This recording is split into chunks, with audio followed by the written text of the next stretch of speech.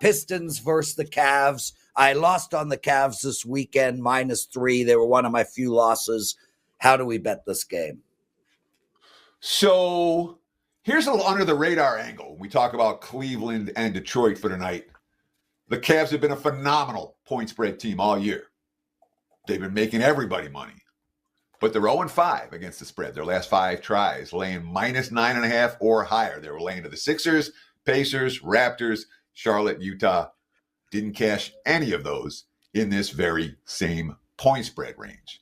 And of course, Cleveland, there's certainly urgency tonight, right? 0-3 straight up, 0-3 against the spread, their last 3 ball games. The first 3-game losing streak of the season for the Cleveland Cavaliers. 2 of those against the Rockets, 1 against the 76ers.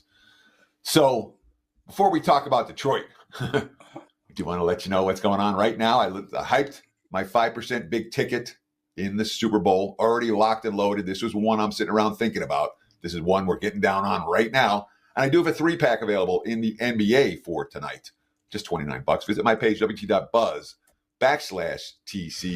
80% NFL playoff run, 80% NBA over the last week, showing signs of making some money here in January. And of course, we appreciate the likes, we appreciate the follows, we appreciate the comments. Tell me what you think in the comments below about this ball game. So Cleveland's been failing in this role, okay, repeatedly as a big favorite. They're in a bit of a funk right now. And the quotes coming out of Cleveland aren't super urgent. Kenny Atkinson, head coach, quote, "I think this patch adversity is good. It's great.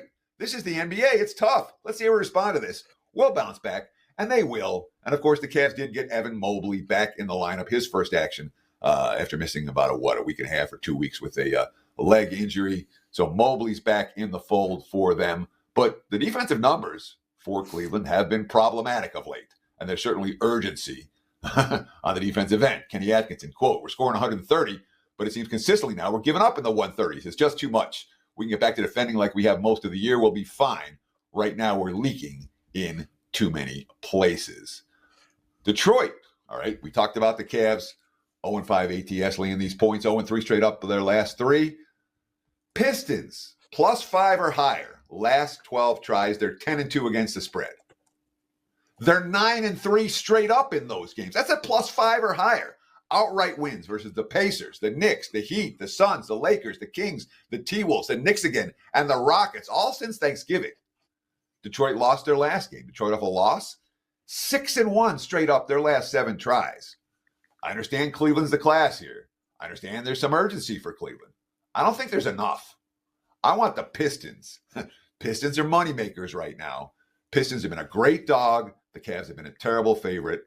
And it's Detroit or pass for this better in Monday Night NBA. Again, appreciate the likes, comments, and follows very, very much. Mr. Prez, back to you, my friend.